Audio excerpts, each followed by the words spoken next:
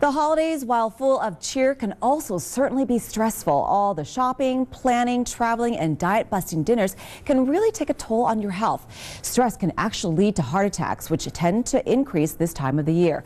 Here to discuss ways to curb a holiday stress and put you back on track to enjoy the most wonderful time of the year, Healthcare Partners Nevada interventional cardiologist, Dr. Jeffrey Levisman. Good morning to you. How are you? Good morning. Great. Great to have you. Now, is it really true that heart attacks tend to increase this time of the year? Actually, yeah, there's been a lot of research in this topic, and there's about a 5% increase in heart-related deaths during the holidays, specifically during Christmas and New Year's.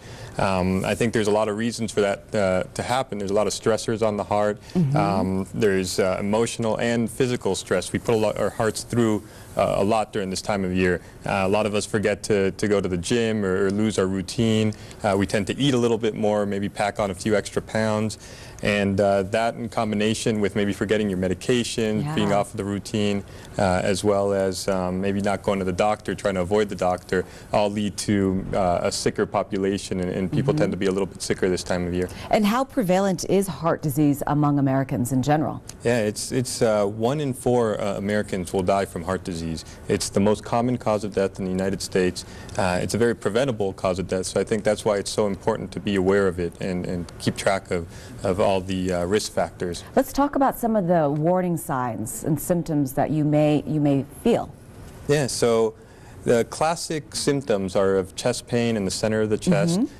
This could actually radiate or just manifest alone in the neck, in the jaw, the arm. It could go to the back. Some people just get belly pain or nausea, vomiting. You could have some shortness of breath. And something as little as swelling in the legs could be an indicator of a failing heart.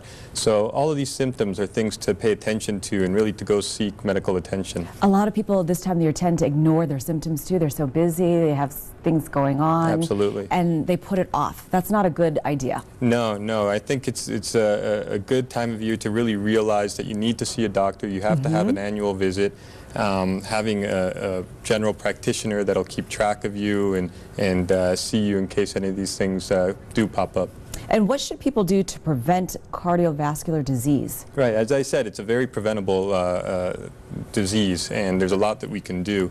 I think for anyone at any stage of life, diet, exercise, exercising at least 30 minutes a day most days of the week, eating a healthy, low-fat, low-cholesterol diet. And for those of us that have a little extra weight, dropping the weight, the goal of weight loss.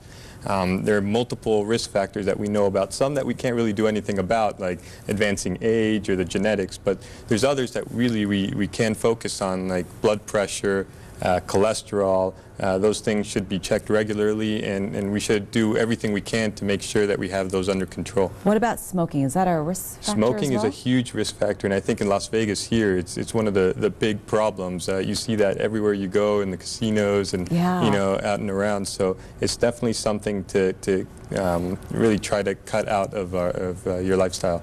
And we are in the middle of Medicare open enrollment. What exactly is that?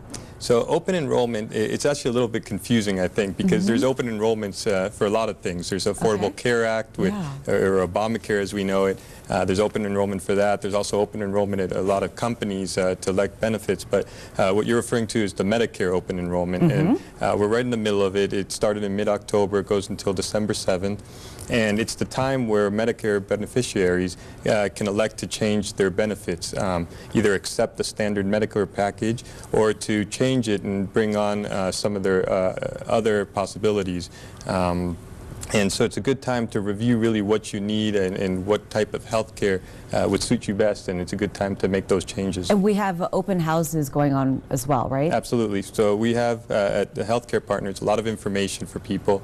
We have several open houses. We have a lot of resources. So since it is such a confusing time, we try to make it easy and provide all that information. And you practice something called the total care model. What is that? Right. It's a unique model here in Las Vegas. And what we do is we have a large network of primary care physicians in conjunction with specialists and in-hospital physicians that try to coordinate the care of the patient at every stage. And we focus a lot on prevention, and we have a lot of additional people that work with us, staff members, nurses, care practitioners of all types, to try to coordinate that for the patient so we could focus on each patient at every stage of their disease. And where can we go for more information? So we have a lot of resources. You can call us, see our website, and these open houses, I think, are a great resource for patients out there that want to know a little bit more. And I know you're new to Vegas, so hopefully you're having a great time here. Absolutely. I think it's great. I'm enjoying it a lot. Well, fantastic. Thank you so much. Some great tips for us. Oh, thank you. Don't let the holidays give you heart problems. To find out more about preventative tips as well as Medicare open enrollment, just visit the website on your screen. Healthcare Partners Nevada is also on Facebook and Twitter. Up next,